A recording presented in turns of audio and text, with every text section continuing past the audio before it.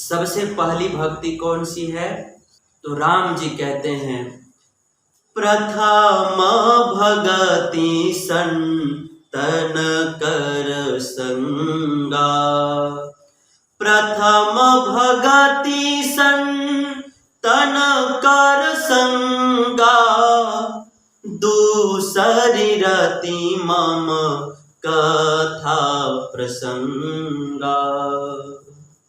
सबसे पहली भक्ति है कि अपने जीवन का बहुमूल्य समय निकालकर संतों के संग में बैठना, ये सबसे पहली भक्ति है। और अपने कर्ण से, अपने कान से संतों के संग में बैठकर भगवान की अमृतमयी कथा को श्रवण करना, ये दूसरी भक्ति है। और तीसरी भक्ति क्या है? तो राम जी कहते हैं, गुरुपद पंकज सेवा, तीसरी भक्ति अमान, चौथी भक्ति मम गुण गना, करई कपट तजिगान।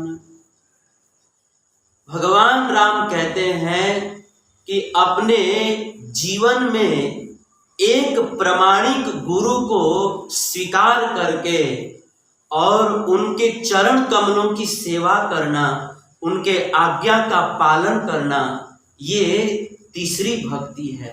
गुरु पद पंकज सेवा, तीसरी भक्ति अमान, ये तीसरी भक्ति है। तो इन तीन प्रकार के भक्ति के ऊपर जो है हम सब लोग विस्तार से चर्चा कर चुके हैं। अब आज जो है चौथी भक्ति के ऊपर और पांचवी भक्ति के ऊपर हम लोग चर्चा करेंगे। तो चौथी भक्ति क्या है?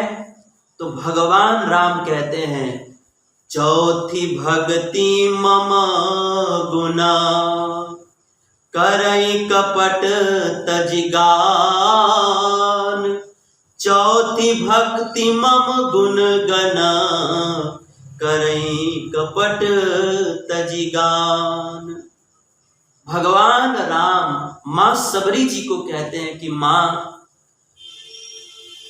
अपने इतना सुंदर मनुष्य का शरीर प्राप्त करके अपने वाणी से, अपने जीव से मेरे अनंत गुणों का गान करना, ये चौथी भक्ति है। चौथी भक्ति मम गुण गन, करई कपट तजिगान। अपने वाणी से भगवान के गुणों का गान करना, ये चौथी भक्ति है। अतः अगर हम सब लोग भगवान की भक्ति करना चाहते हैं तो अपने वाणी से भगवान के गुणों का गान करना चाहिए। हमारे शास्त्र कहते हैं कि भगवान ने हमें वाणी ही इसीलिए दिया है कि हम अपने वाणी से भगवान का गुण गाएं। हमें वाणी ही इसीलिए दिया है भगवान ने। हमारे पुराणों में कथा है कि एक बार भगवान ने श्री नारद जी को एक बहुत सुंदर वीणा दिया। हम सब लोग देखते हैं ना नारद जी का फोटो में या मोबाइल में, टीवी में, कि नारद जी हमेशा वीणा लिए रहते हैं। तो वह वीणा कहाँ से आया? पुराणों में कथा है कि साक्षात भगवान ने नारद जी को वह वीणा दिया और भगवान ने कहा कि नारद जी, आप जो है इस वीणा के ऊपर जो है, अथवा तो इस वीणा से जो है मेरे गुणों का गान कीजिए, मेरा गुणगान कीजिए। ये पुराणों में कथा है। तो इस प्रसंग में हमारे महात्मा लोग बताते हैं कि जैसे भगवान ने नारद जी को एक वीणा दिया है, वैसे ही भगवान ने हम सब लोगों को भी एक वीणा दिया है। उस वीणा का नाम है ये वाणी। ये जीव। जैसे भगवान ने नारद जी को एक वीणा दिया है, वैसे भगवान ने हम सबको एक वाणी दिया है। और जिस प्रकार नारद जी अपने वीणा से निरंतर भगवान के गुणों का गान करते रहते हैं, वैसे ही हम सब मनुष्यों को भी अपने वाणी से, अपने वाणी रूपी वीणा से हमेशा भगवान के गुणों का गान करते रहना चाहिए। क्योंकि भगवान ने हमें वाणी इसीलिए दिया है कि हम वाणी से किसी की बुराई न करें, हम वाणी से किसी की शिकायत न करें, वाणी से हम किसी की चुगली न करें, वाणी से हम भगवान के गुणों का गान करें। इसीलिए भगवान ने हमें वाणी दिया है, इसीलिए हमें वाणी से भगवान का गुणगान करना चाहिए। और वास्तव में अपने वाणी से भगवान का गुणगान करना ही एक सच्चे भक्त का लक्षण है। यही एक सच्चे भक्त का लक्षण है।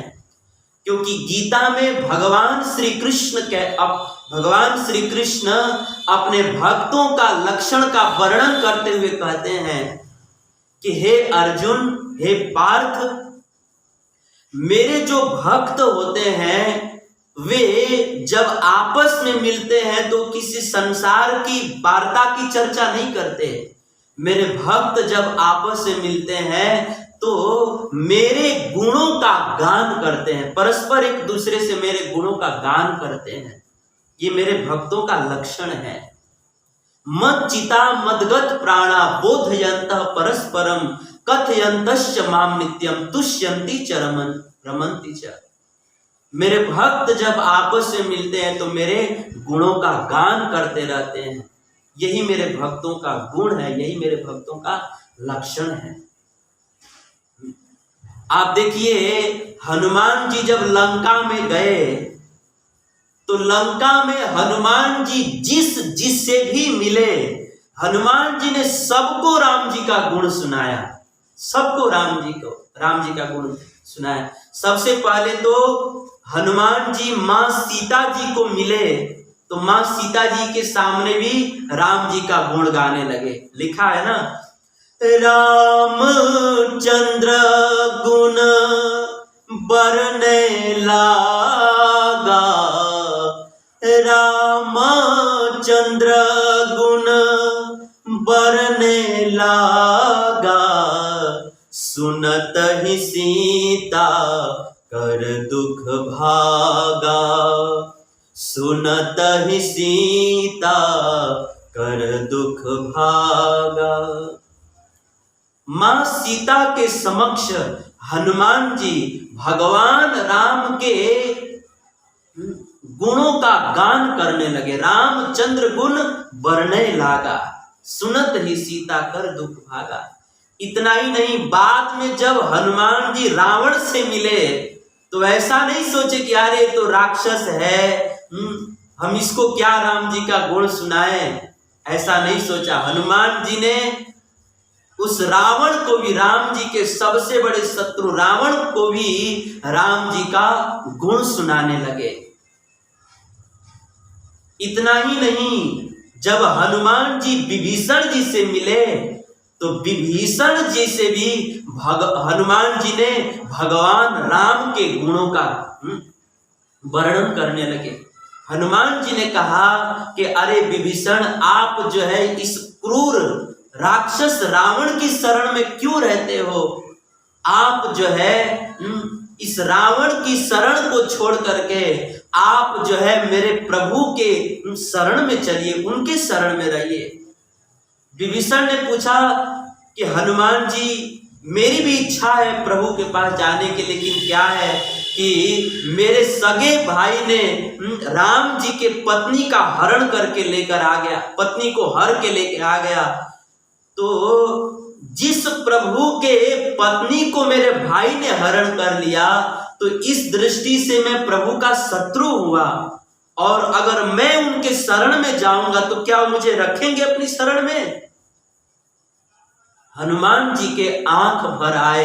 हनुमान जी ने कहा कि अरे विभीषण, आप क्या बात कर रहे हो?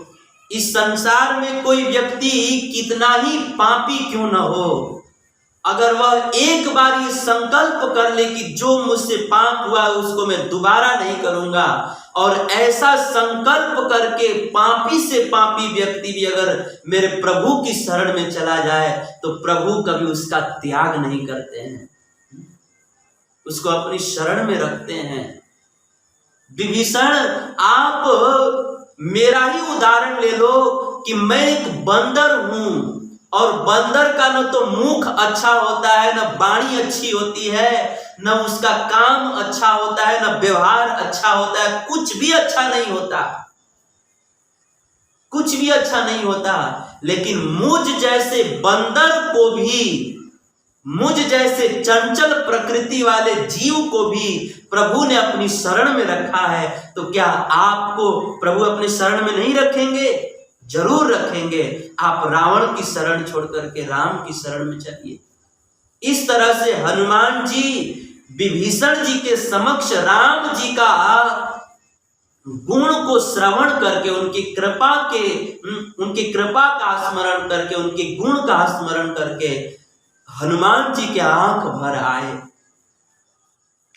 तो कहने का भाव यह है कि हनुमान जी लंका में जिससे भी मिले सबको जो है राम जी का गुण सुनाए। क्यों?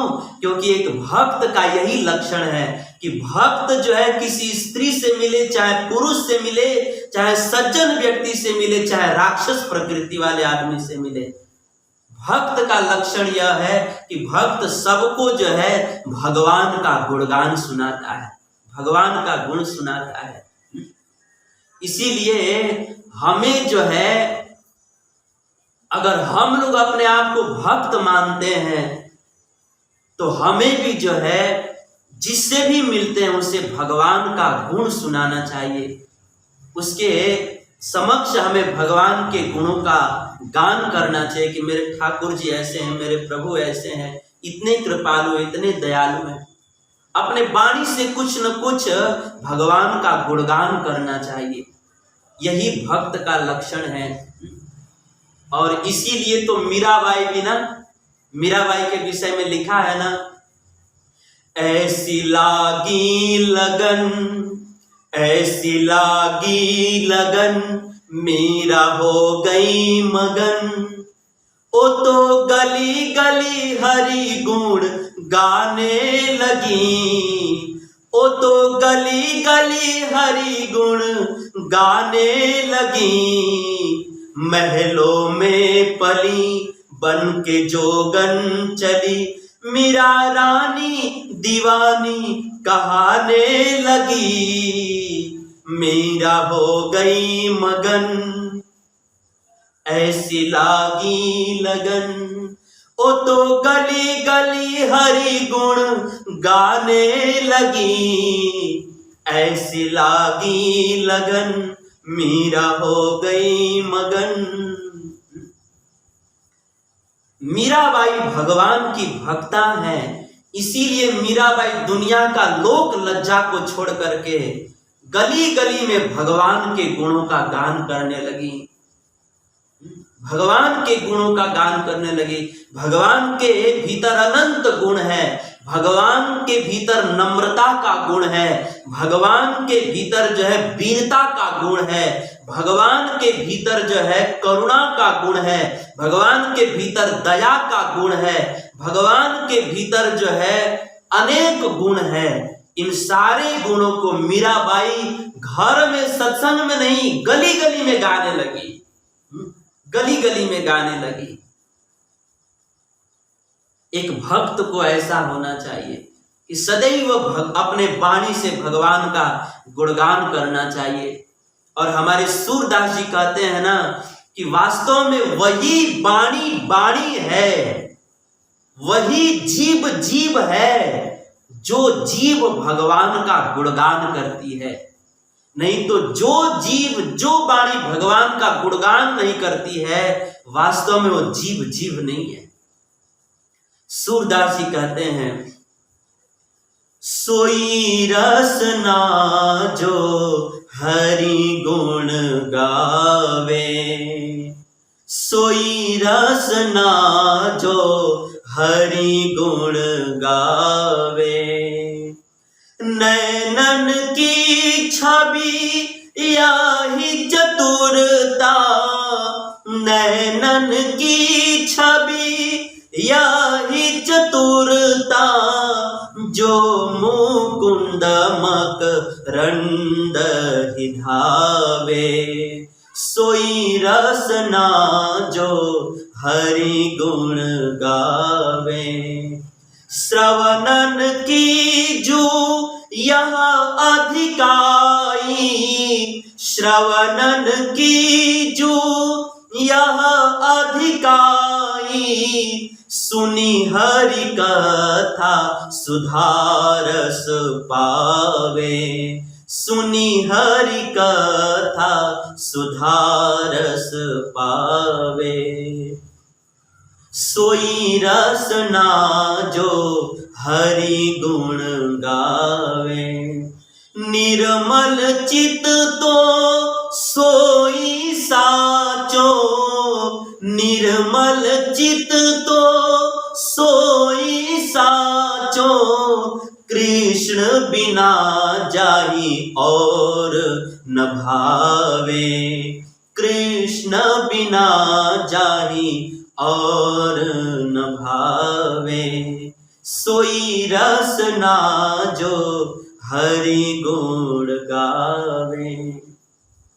सूरदास जी कहते हैं कि वास्तव में वही बाणी बाणी है जो हरि का गुण गाती है। जो अपना गुण गाती है वो बाणी बाणी नहीं है। कई बार समाज में जो है ना, हम लोग अपना ही गुण गाने में लगे रहते हैं कि हम ऐसे हैं, हम वैसे हैं, हम में ये विशेषता है, हम में वो विशेषता है, हमने ये किया वो किया। हम लोग अपना गुण गाते फिरते हैं, परंतु वास्तव में एक भक्त का लक्षण क्या है? सूरदास जी कहते हैं कि एक भक्त अपना गुण नहीं गाता, एक भक्त अपने प्रभु का, राम और कृष्ण का गुण गाता है। और जो भक्त अपने वाणी से भगवान के गुणों का गान करता है, वास्तव में उसकी वाणी ही वाणी है। नहीं तो जो अपने वाणी से भगवान का गुणगान नहीं करता वो वाणी वाणी नहीं है। शिव जी कहते हैं कि जो व्यक्ति इतना सुंदर मनुष्य देह प्राप्त करके भी अपने वाणी से भगवान का गुणगान नहीं गाता, उस व्यक्ति की वाणी कैसी है? शिव जी कहते हैं कि देवी उस व्यक्ति की वाणी जो है ना, मेंढक के जिह्वा के समान है। जैसे मेंढक हमेशा टर टर करते रहता है और उसके बोलने का कोई मतलब नहीं होता, कोई अर्थ नहीं होता, वैसे ही जो लोग अपने वाणी से भगवान का गुणगान नहीं गाते, उनकी वाणी मेंढक के वाणी के समान व्यर्थ है, उसका कोई मतलब नहीं है।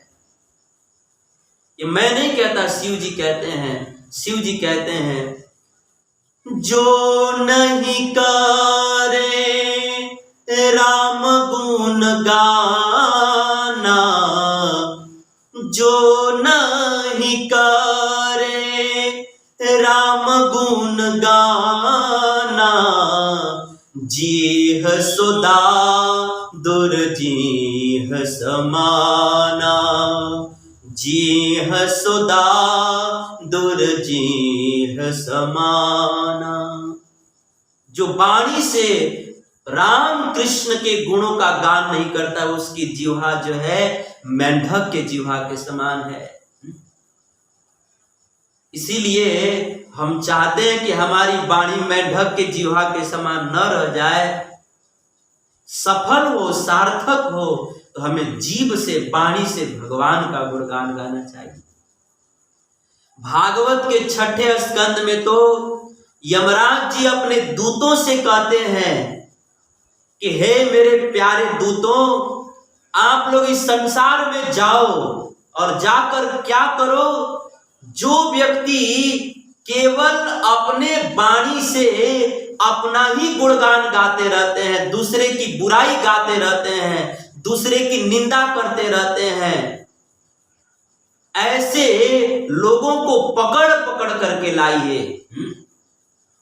जो लोग इतना सुंदर मनुष्य देह प्राप्त करके अपने वाणी से मेरे प्रभु के गुणगान नहीं गाते हैं, ऐसे लोगों को पकड़ पकड़ के लाइए। हम उनकी बहुत धुलाई करेंगे, बहुत पिटाई करेंगे। ये यमराज जी यमदूतों को कहते हैं। भागवत के 6 स्कंद में यमराज जी कहते हैं, जिह्वा न वक्ति भगवद गुण नाम ध्येयम चेतस न स्मरति तच्चरणारविंदम कृष्णाय नो नमति यत्शिरे कदापि तानानयत्वम असतो विष्णुकृत्यान्। यमराज जी कहते हैं, जिह्वान भक्ति भगवत गुण नाम ध्येयम, जो इतना सुंदर वाणी प्राप्त करके भी अपने वाणी से भगवान के गुणों का, उनके नाम का, उनके कीर्ति का, उनके यश का गान नहीं करता है, ऐसे लोगों को तान आन यद्व, ऐसे लोगों को लेकर आओ आओ, हम उनकी बहुत पिटाई करेंगे, बहुत पिटाई करेंगे। ये भागवत के 6 स्कंद में यमराज जी कहते हैं। इसीलिए वाणी से भगवान का गुणगान गाना चाहिए। देखिए, कई बार लोग कहते हैं ना कि प्रभु जी हमारा मन भगवान में नहीं लगता, और लोगों का कहना भी स्वाभाविक है, क्योंकि मन बड़ा चंचल है। गीता में भगवान कहते हैं कि चंचलम ही मन कृष्ण। गीता में अर्जुन कहते हैं कृष्ण से कि हे कृष्ण, चंचलम ही मन कृष्ण।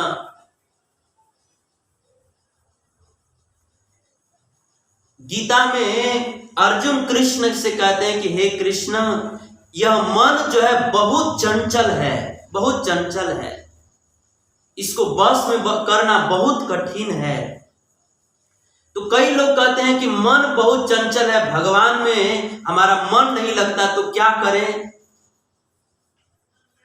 तो इस प्रश्न का उत्तर जो है रामायण में राम जी दे रहे हैं कि ठीक है, आपका मन नहीं लगता तो कोई बात नहीं, आप अपनी वाणी मेरी सेवा में लगाइए। आपका मन भले नहीं लगता, कोई बात नहीं, मन नहीं लगता, कोई बात नहीं, आप अपना वाणी मेरी सेवा में लगाइए, अपने वाणी से मेरा गुणगान कीजिए, वाणी से गुणगान कीजिए।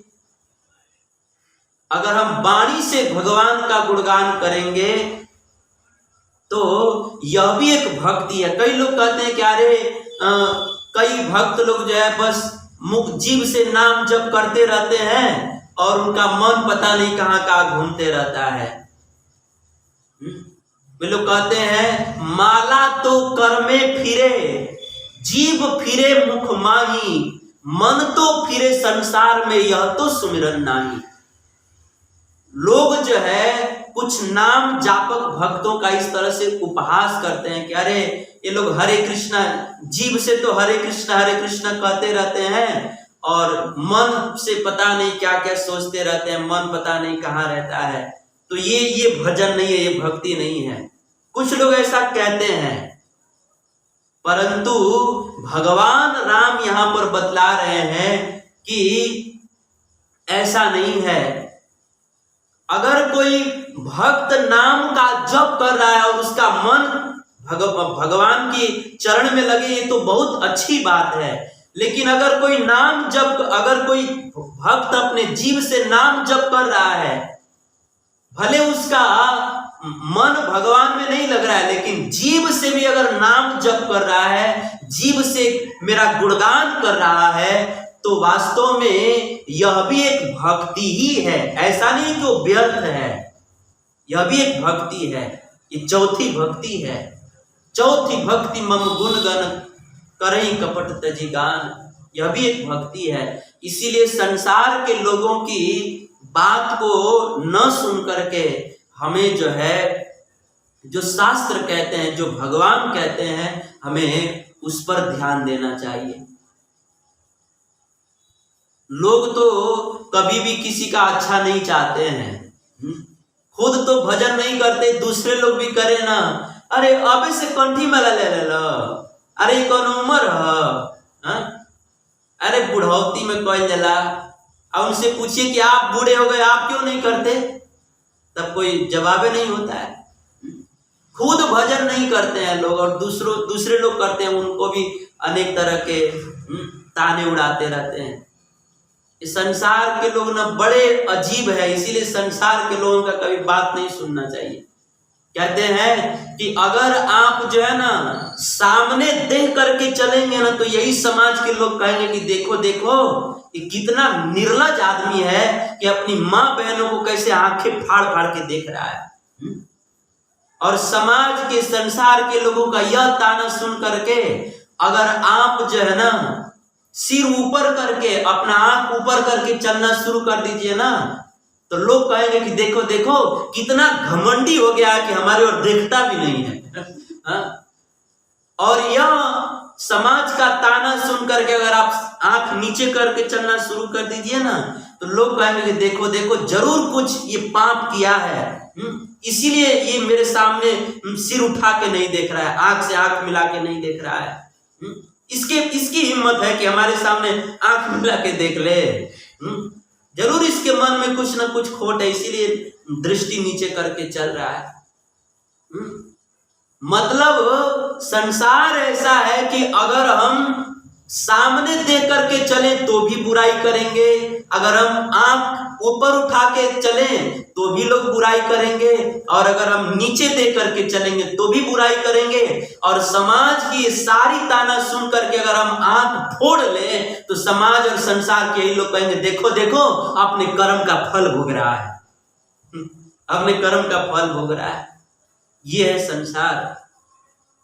इसीलिए एक बुद्धिमान आदमी को संसार के लोगों के बात पर ध्यान नहीं देना चाहिए, हमें शास्त्र, संत और भगवंत के वचन पर ध्यान देना चाहिए।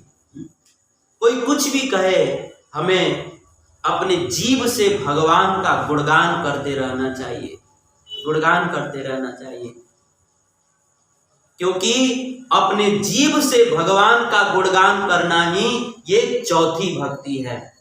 अब पांचवी भक्ति कौन सी है, तो राम जी मां सबरी जो कह रहे हैं, मंत्र जाप मम दृढ़ विश्वासा, मंत्र जाप मम दृढ़ विश्वासा, पंचम भजन वेद प्रकाशा, पंचम भजन सुवेद प्रकाशा। राम जी कहते हैं कि मां अपने वाणी से मेरे गुणों का गान करना ये चौथी भक्ति है। तो कदाचित कोई व्यक्ति कह सकता है कि प्रभु वाणी से भगवान का गुणगान करने के लिए ना बहुत हमको शास्त्र का अध्ययन करना पड़ेगा, बहुत सुनना पड़ेगा।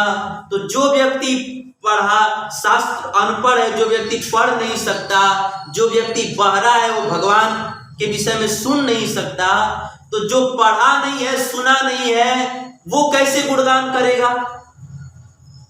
तब इस प्रश्न का उत्तर राम जी दे रहे हैं कि देखो अगर आप जो है ना मेरे गुणों का गान नहीं कर सकते, अगर आप पढ़े लिखे नहीं है, अनपढ़ है, आप शास्त्रों को पढ़ नहीं सकते, आप बहरे हैं, आप सुन नहीं सकते, तो कोई बात नहीं।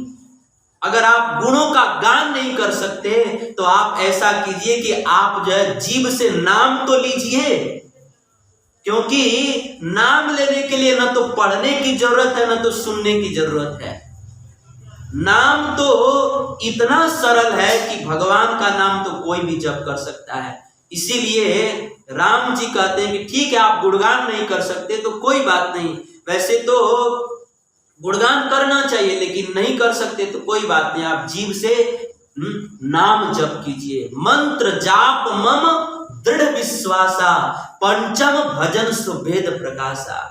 हे मां अपने जीव से मेरे नाम का जप करना, हरे कृष्णा कृष्णा कृष्णा हरे हरे, हरे राम राम राम हरे हरे। मेरे नाम का जप करना ये पांचवी भक्ति है। सब लोग याद रखिए, सब लोग याद रखिए, नाम जप करना ये पांचवी भक्ति है। इसीलिए हम सबको जो है अपने जीव से, अपने वाणी से भगवान के नाम का जप करना चाहिए, क्योंकि नाम जप की बड़ी महिमा है, बड़ी महिमा है। कहते हैं कि ग्रहण के समय में काशी में जाकर करोड़ों गैयाओं का दान कीजिए। माघ के महीने में प्रयागराज में जाकर अनंत कल्पों तक वास कीजिए, हजारों यज्ञ कर लीजिए, हजारों सोने के पहाड़ दान कर दीजिए। इन सबका जो फल होगा वह सब फल मिला करके हमारे भगवान कृष्ण के, गोविंद के एक नाम के भी बराबर नहीं हो सकता। अर्थात इतना करने से जितना फल मिलता है ना, उससे भी ज्यादा फल केवल एक बार गोविंद कह देने से मिल जाता है।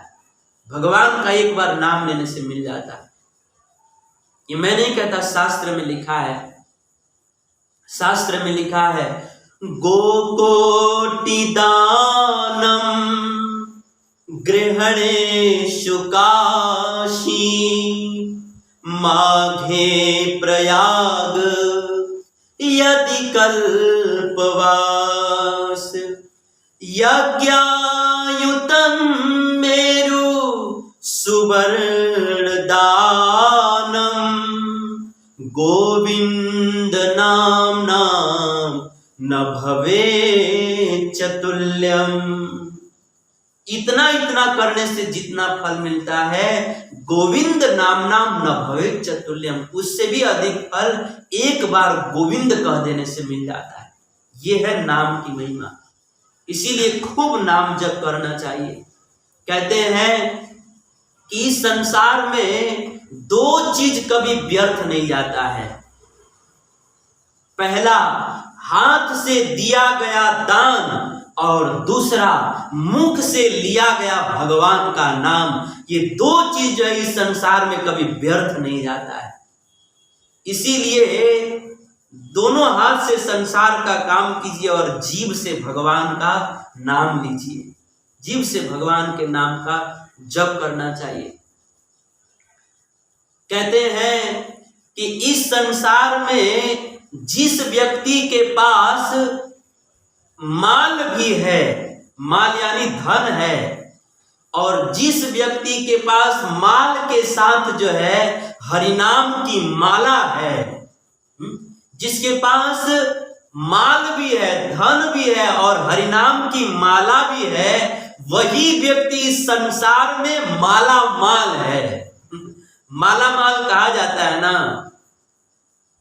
तो जिस व्यक्ति के पास माल है और हरिनाम की माला है, वही माला माल है। नहीं तो जिस व्यक्ति के पास केवल माल है लेकिन हरिनाम की माला नहीं है, तो वास्तव में वो माला माल नहीं, वो सबसे बड़ा कंगाल है, सबसे बड़ा कंगाल है।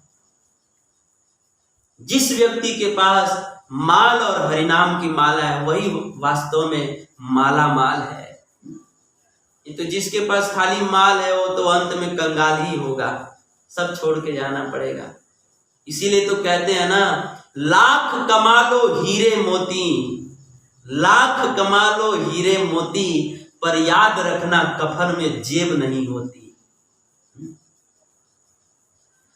जाएगा जब यहाँ से, जाएगा जब यहाँ से, कुछ भी न पास होगा, 2 गज कफन का टुकड़ा तेरा लिबास होगा, 2 गज कफन का टुकड़ा तेरा लिबास होगा।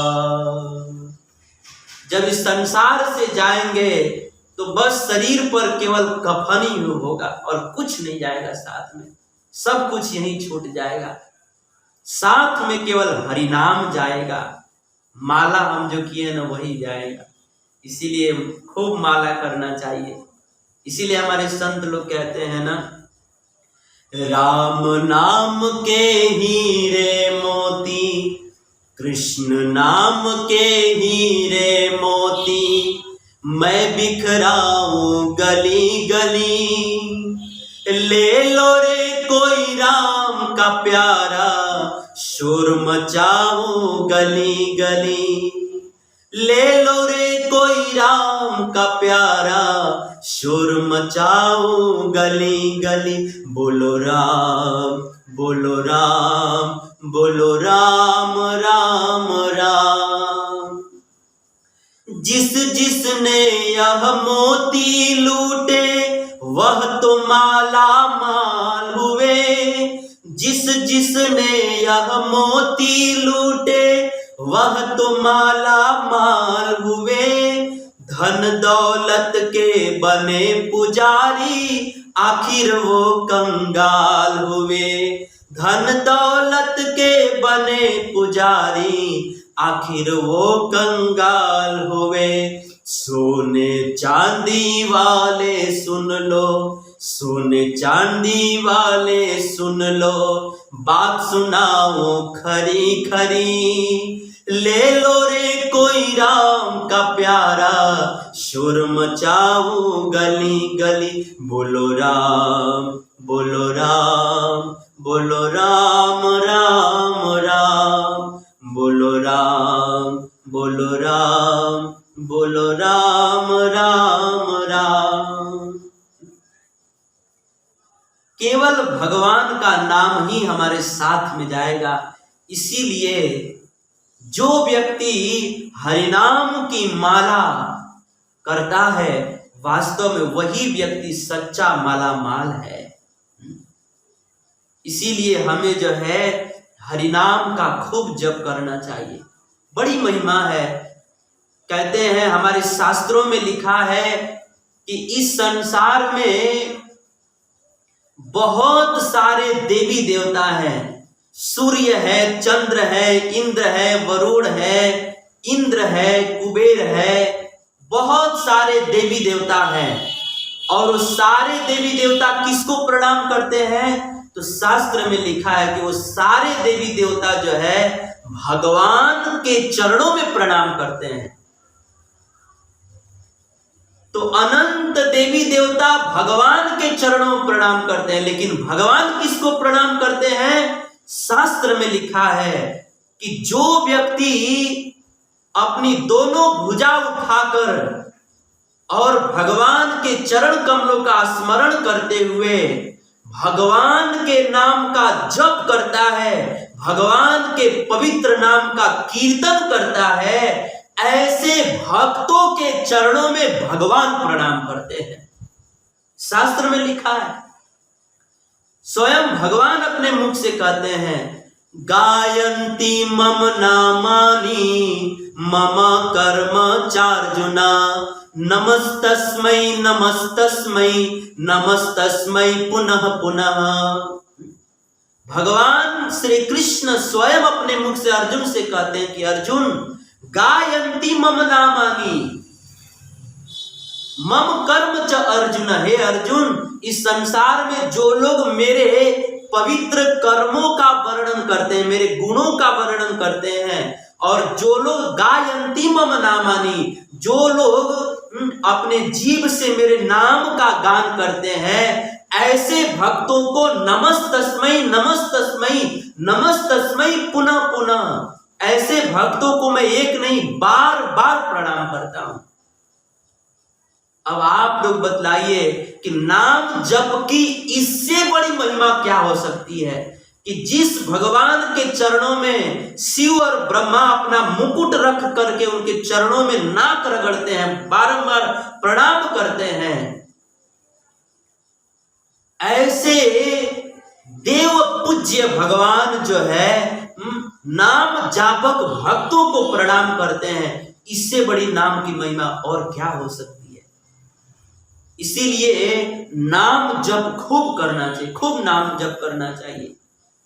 इतना ही नहीं, हमारे शास्त्रों में कथा आती है कि एक बार भगवान श्री कृष्ण और अर्जुन ये दोनों कहीं जा रहे थे,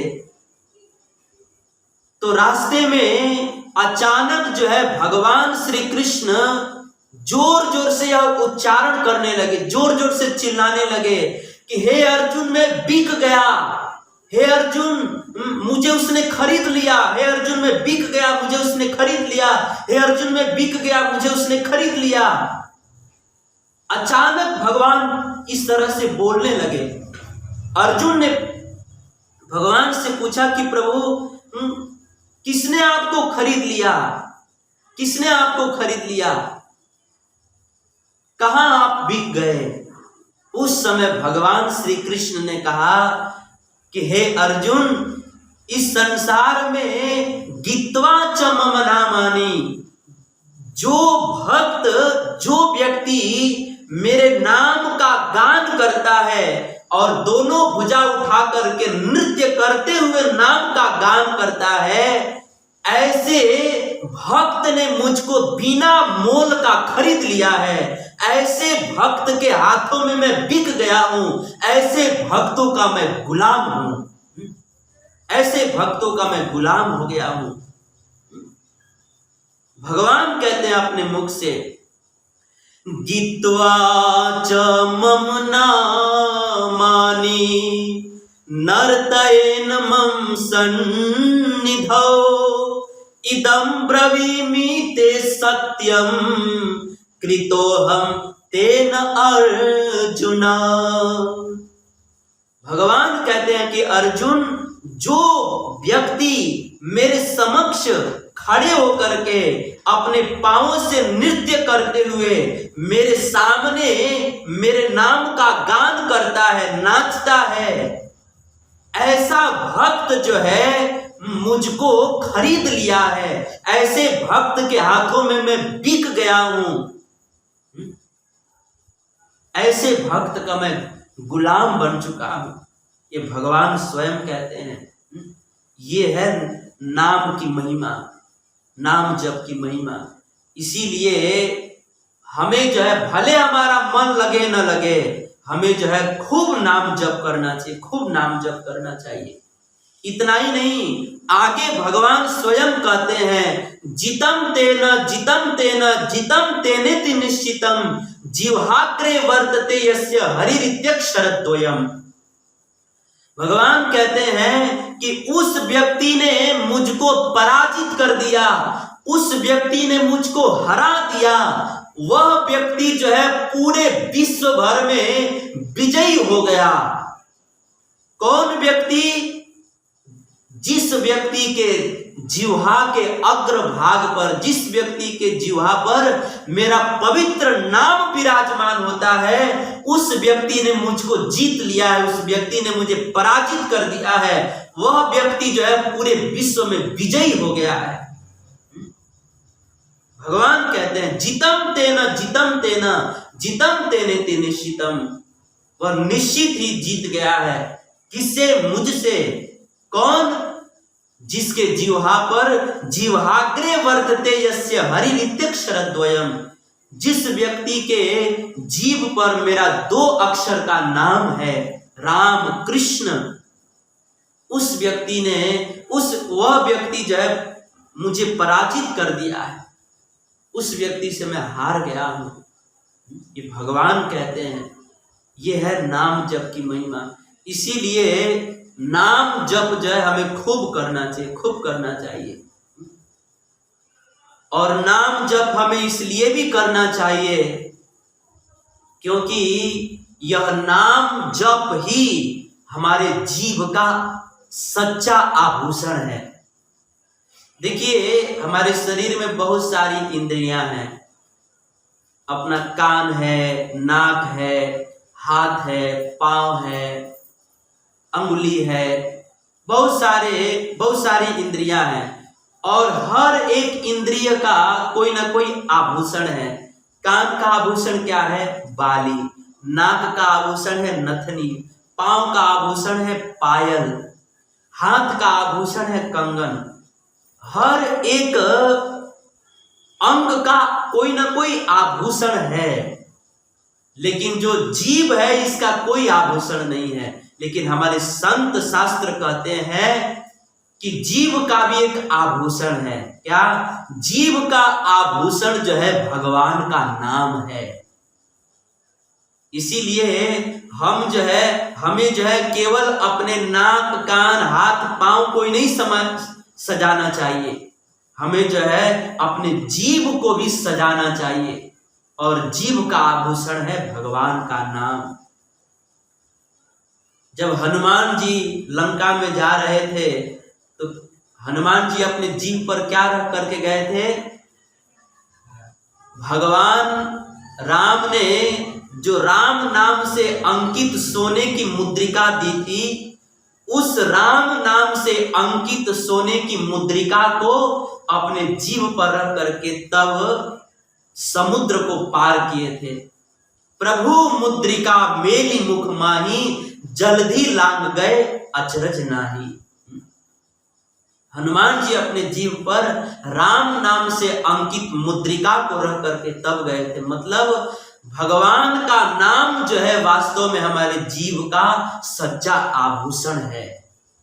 इसीलिए हमें जो है सब इंद्रियों को सजाते हैं तो हमें अपने जीव को भी सजाना चाहिए, जीव का भी श्रृंगार करना चाहिए भगवान के नाम से। तो भगवान के नाम की बहुत बहुत महिमा है, बहुत बहुत महिमा है।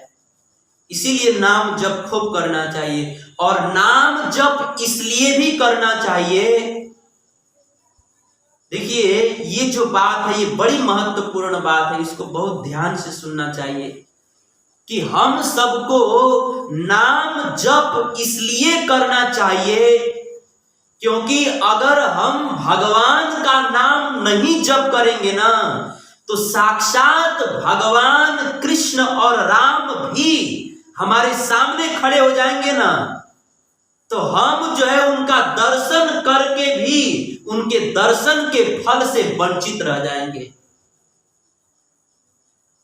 अगर हम नाम जप नहीं करेंगे तो साक्षात भगवान भी हमारे सामने खड़े हो जाएंगे ना, तो हमको ऐसा लगेगा कि अरे ये रामकृष्ण नहीं है, ये कोई जादूगर आदमी है, जादूगर आदमी है।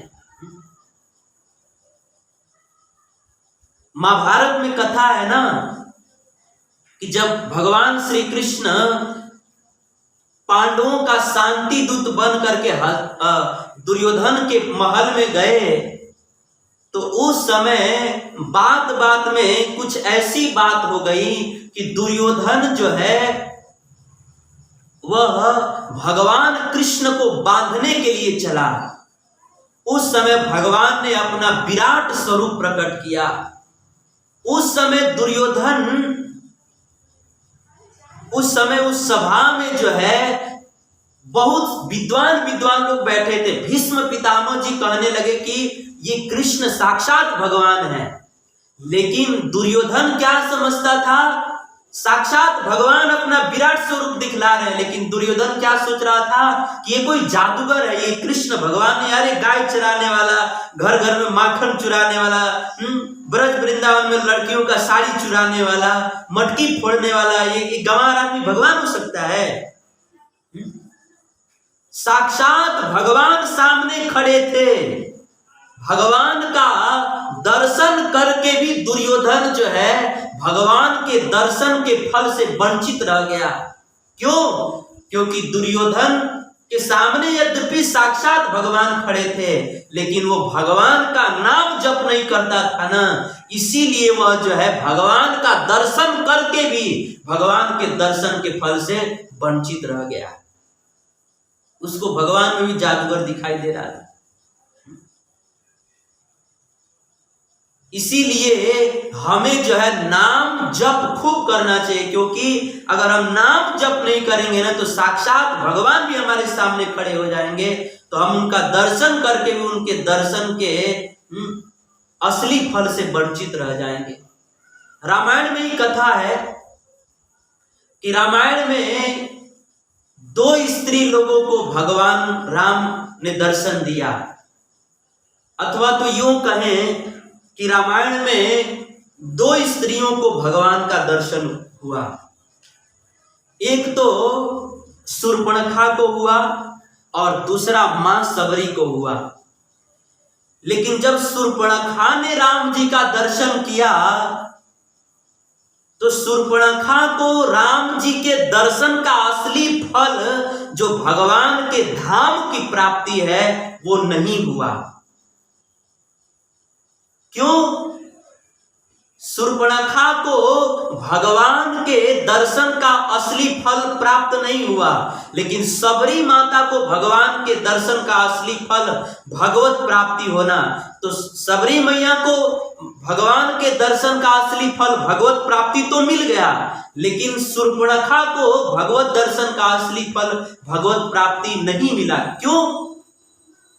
क्योंकि सबरी माता जी जो है वो भगवान का नाम जप करती थी, लेकिन शूर्पणखा जो है वो नाम जप नहीं करती थी ना, इसीलिए वह भगवान का दर्शन करके भी शूर्पणखा जो है भगवान के दर्शन के फल से वंचित रह गई। और सबरी माता भगवान नाम का जप करती थी तो भगवान के दर्शन का असली फल प्राप्त करके भगवान के धाम चली गई।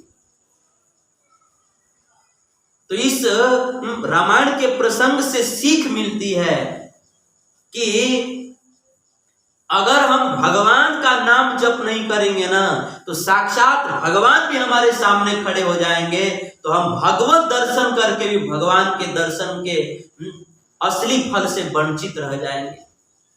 इसीलिए हमें नाम जप करना चाहिए। कई बार लोग जो है ना कहते हैं कि हमें भगवान का दर्शन कराइए, भगवान का दर्शन करा देंगे, आप भगवान का दर्शन करा देंगे। अरे भाई, जब तक आप नाम जप नहीं करेंगे ना तो भगवान को भी हम सामने खड़ा कर देंगे तो आपको लगा कि ये जो है ना बाबा जी कोई जादू टोना वाला आदमी है, विश्वास नहीं होगा। इसीलिए हमें जो है नाम जप खूब करना चाहिए, नाम जप खूब करना चाहिए। रोज कम से कम 16 माला तो जरूर जप करना चाहिए, क्योंकि जब हम जप करेंगे तो ही भगवान के दर्शन का असली फल प्राप्त हो पाएगा। और नाम जप इसलिए भी करना चाहिए क्योंकि वास्तव में जो व्यक्ति इतना सुंदर मनुष्य देह प्राप्त करके भगवान नाम का जप नहीं करता, जो व्यक्ति अपने वाणी से भगवान के नाम का जप नहीं करता, उस व्यक्ति का वाणी, उस व्यक्ति का मुख जो है किसी काम का नहीं है, किसी काम का नहीं है।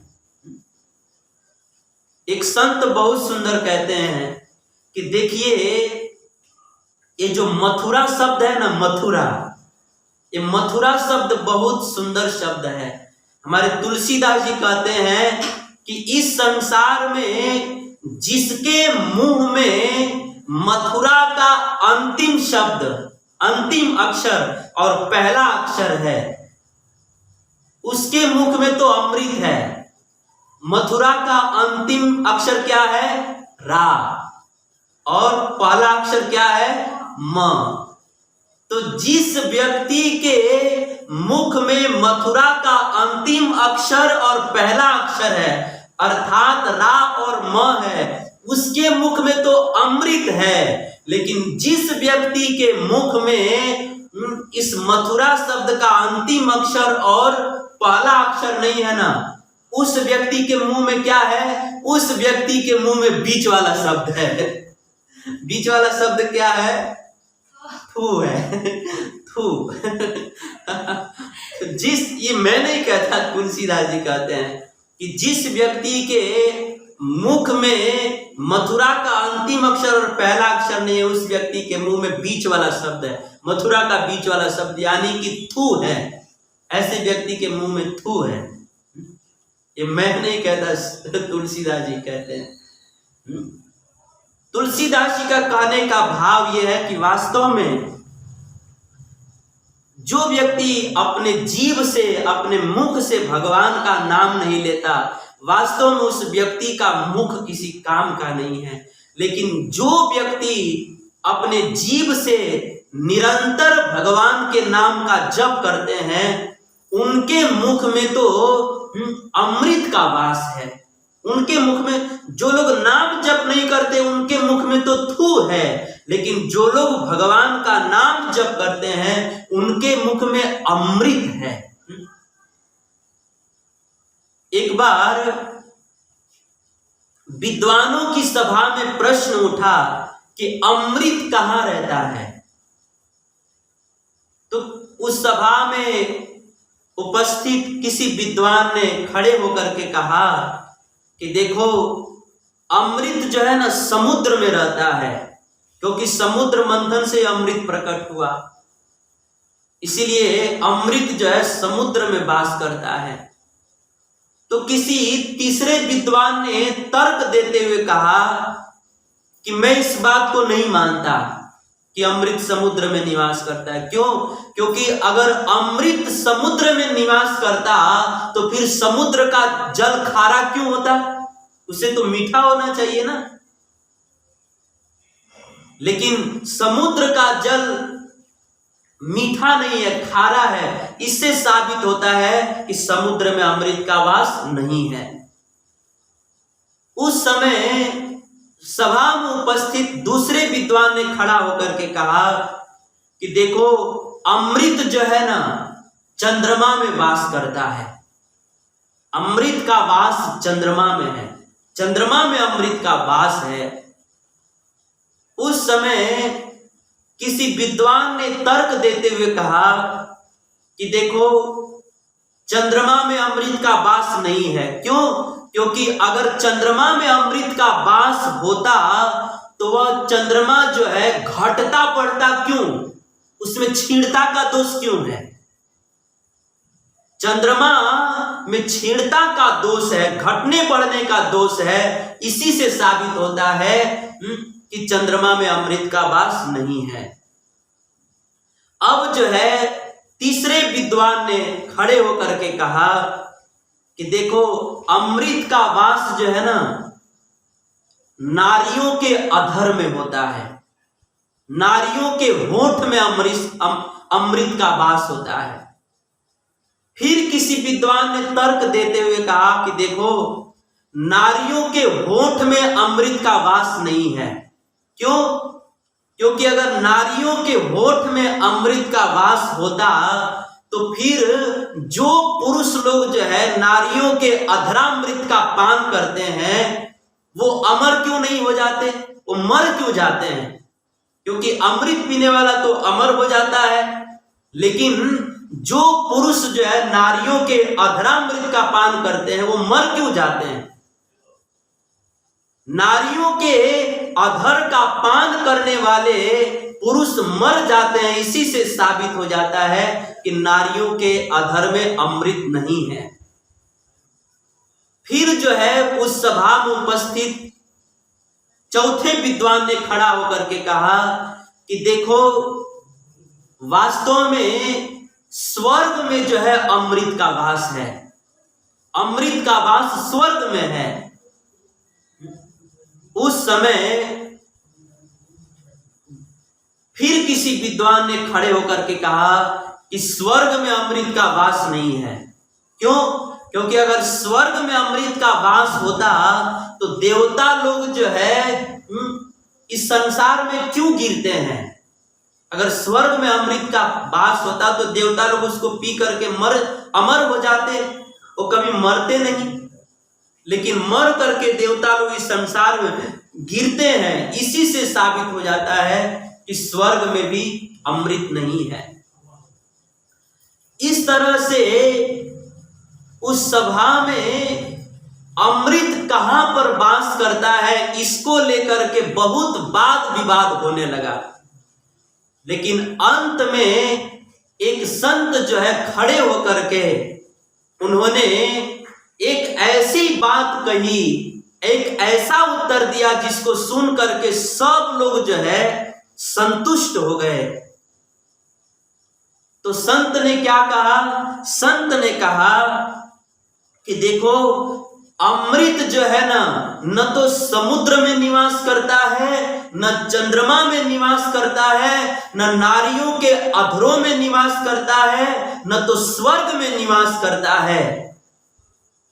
अमृत जो है न तो समुद्र में है और न तो चंद्रमा में है, न नारियों के अधर में है, न स्वर्ग में है। वास्तव में सच्चा अमृत जो है वो तो भगवान के भक्तों के मुख में वास करता है, क्योंकि भगवान के भक्त लोग जो है सदैव अपने मुख से, अपने जीभ से भगवान का नाम लेते रहते हैं। इसीलिए भगवान का नाम ही असली अमृत है।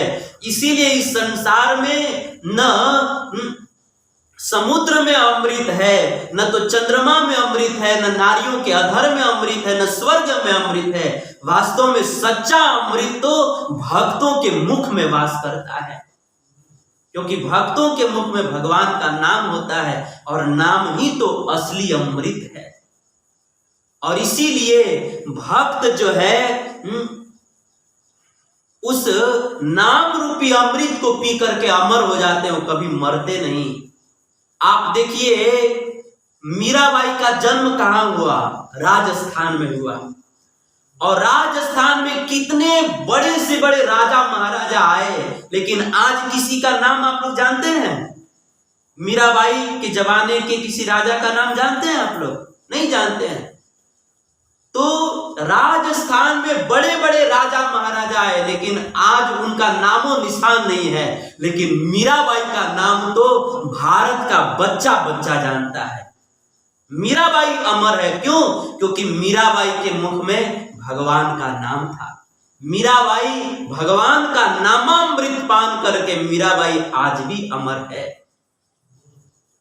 गुजरात में एक से बढ़कर के एक राजा महाराजा, एक से बढ़कर के एक सुरा सुंदरी लोग आए, लेकिन आज किसी का नामो निशान नहीं है। लेकिन नरसिंह मेहता जी को तो सब लोग जानते हैं।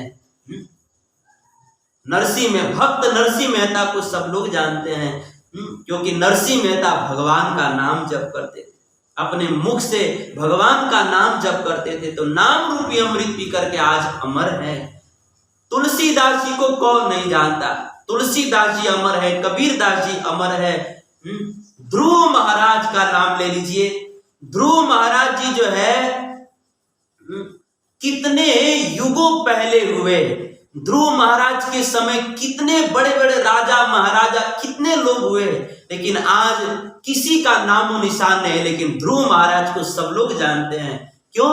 क्योंकि ध्रुव महाराज जी जो है अपने जीभ पर भगवान के नामामृत को रखे हुए थे, अपने जीभ से भगवान का नाम जप करते थे। इसीलिए ध्रुव महाराज जो है भगवान का नामामृत पान करके अमर हो गए। तो सच्चा अमृत जो है भगवान के भक्तों के मुख में निवास करता है, क्योंकि भक्तों के मुख में भगवान का नाम होता है और नाम ही असली अमृत है। और इसीलिए भक्त जो है अमर हो जाते हैं। इसीलिए सच्चा अमृत जो है भक्तों के मुख में वास करता है।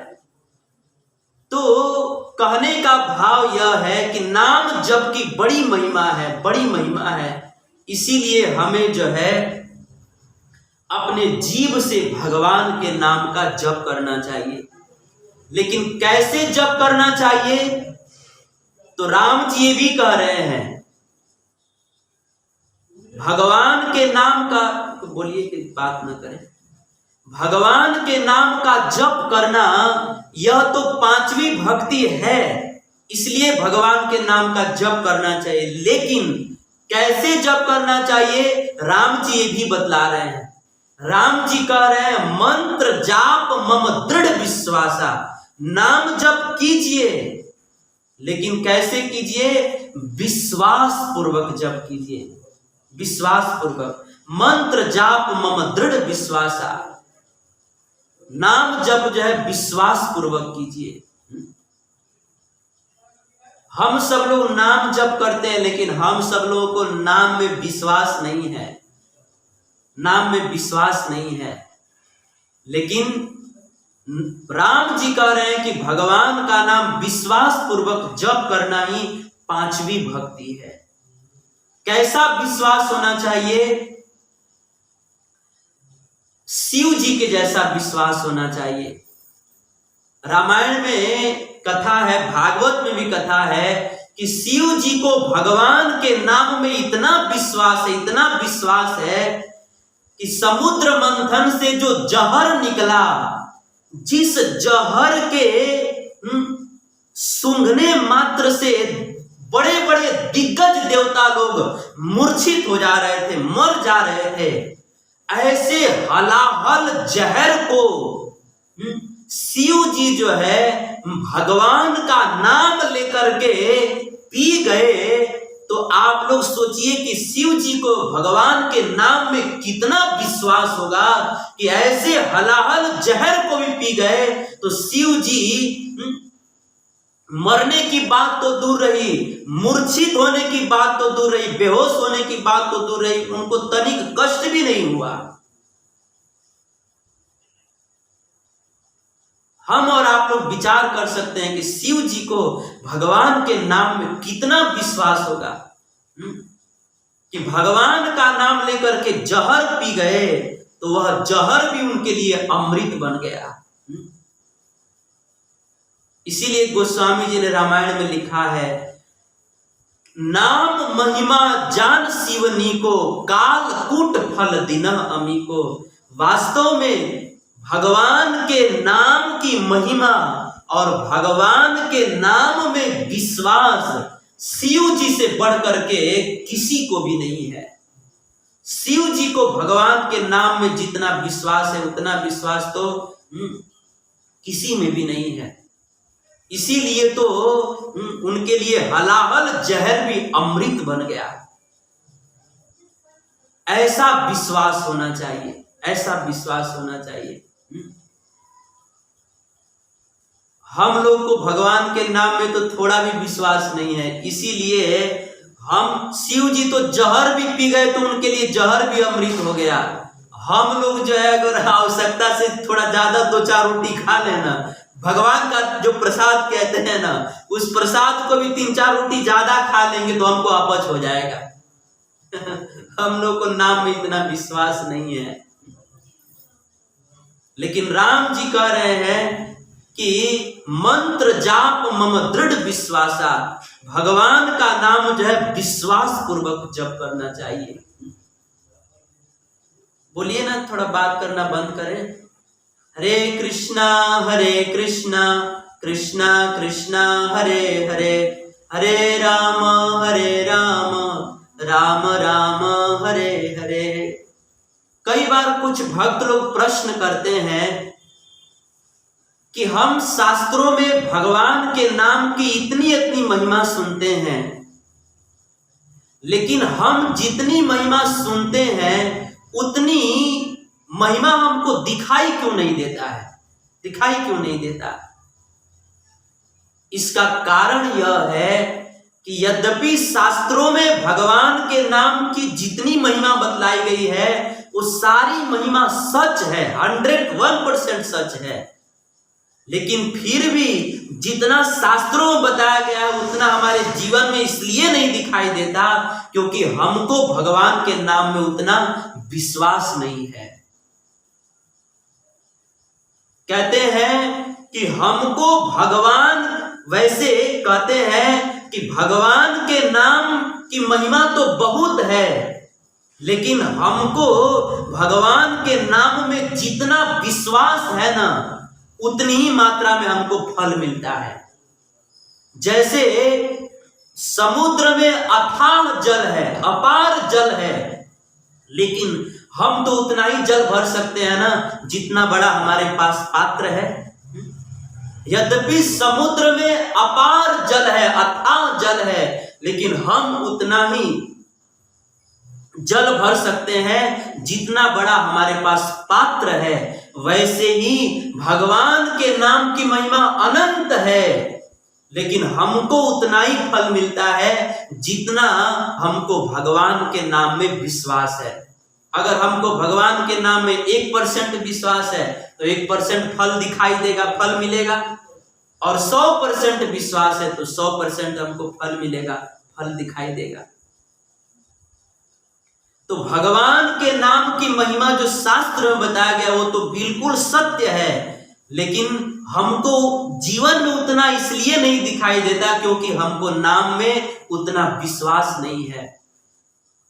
हम लोग यही नाम जो हम लोग जप करते हैं ना, हरे कृष्णा कृष्ण कृष्ण हरे हरे, हरे राम राम राम हरे हरे, हम लोग भी यही नाम जप करते हैं और तुलसीदास जी भी यही नाम जप करते थे।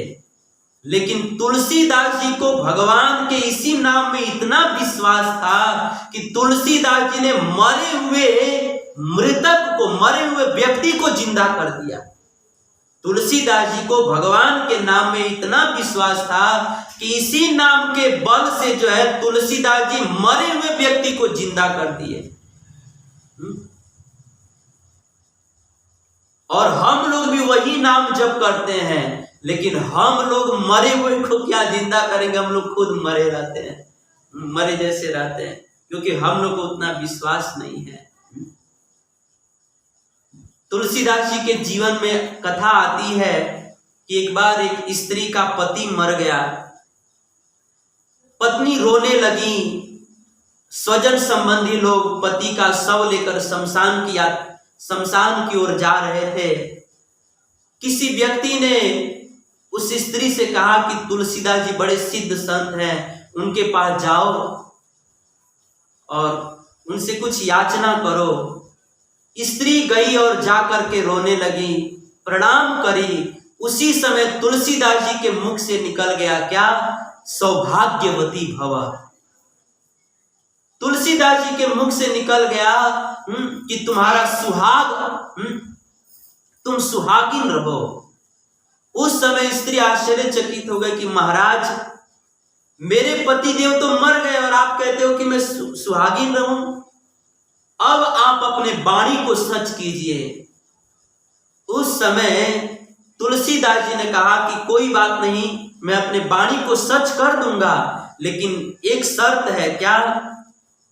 कि जब हम तुम्हारे पति को जीवित कर देंगे तो शर्त यह है कि जीवित होने के बाद तुम और तुम्हारे पति और तुम्हारा पूरा परिवार अगर राम जी का भजन करने के लिए तैयार है तो मैं अपने वाणी को सच करूंगा, मैं जीवित कर दूंगा।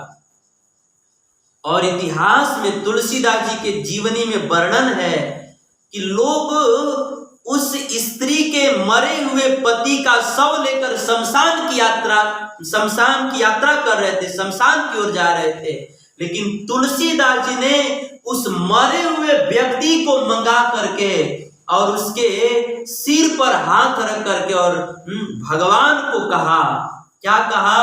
तुलसी मुआ मंगाई के सिर पर दिन हो हाथ, मैं कछु जानत हूं नहीं, तुम जानो रघुनाथ। मरे हुए व्यक्ति को मंगा करके उसके सिर पर हाथ रख करके तुलसीदास जी ने राम जी से कहा कि प्रभु, सब कुछ आपकी प्रेरणा से ही होता है और मेरे मुख से आपकी ही प्रेरणा से सौभाग्यवती भव का वरदान निकल गया है। अब आप अपने वाणी को सच कीजिए, अपने इस दास के भक्त, अपने दास के वाणी को सच कीजिए। इतना कहते ही तुलसीदास जी ने जैसे उस मरे हुए व्यक्ति के कान में राम जी का नाम सुनाया, उसी समय वह मरा हुआ व्यक्ति जो है वो तुरंत जीवित हो गया, तुरंत जीवित हो गया और भगवान के नाम का कीर्तन करने लगा। कहने का भाव यह है कि हम सब लोग भी जो तुलसीदास जी नाम जप करते थे, हम लोग भी वही नाम जप करते हैं, लेकिन हम लोगों को उतना विश्वास नहीं है। तुलसीदास जी ने इसी नाम के बल पर मरे हुए व्यक्ति को जिंदा कर दिया और हम लोग जो है यही नाम जप करते हैं, लेकिन हम लोग को नाम में इतना विश्वास नहीं है, इसीलिए हमको नाम की महिमा जीवन में इतना दिखाई नहीं देता। तो नाम की महिमा तो बहुत है, लेकिन जितनी मात्रा में हमको नाम में विश्वास है उतनी ही मात्रा में हमको उसका फल दिखाई देता है। तो भले चाहे जैसा भी हो, भले हमको भगवान के नाम जप में विश्वास नहीं है, लेकिन फिर भी हमें जो है भगवान का नाम जप करना चाहिए और भगवान से प्रार्थना करनी चाहिए कि भगवान हमें ऐसी शक्ति दे कि भगवान के नाम में हमको विश्वास भी हो, प्रेम भी हो। तो इस तरह से भगवान राम जो है माता सबरी को पांचवी भक्ति बतला रहे हैं। क्या? कि मेरे नाम का जप करना ही पांचवी भक्ति है। तो इस तरह भगवान श्री रामचंद्र जी माता सबरी को 9 प्रकार की भक्ति का उपदेश दे रहे हैं। सबसे पहली भक्ति कौन सी है? संतों का संग करना। दूसरी भक्ति क्या है? अपने कान से भगवान की कथा सुनना। तीसरी भक्ति क्या है? अपने जीवन में किसी शुद्ध प्रामाणिक गुरु को स्वीकार करके उनके चरण कमलों की सेवा करना, उनके आज्ञा का पालन करना, ये तीसरी भक्ति है। और अपने वाणी से भगवान के गुणों का गान करना, ये चौथी भक्ति है। और अपने जीव से भगवान के पवित्र नाम का जप करना, ये पांचवी भक्ति है। अब छठी भक्ति, 7वीं, 8वीं और 9वीं भक्ति क्या है, ये हम लोग कल के दिन में श्रवण करेंगे।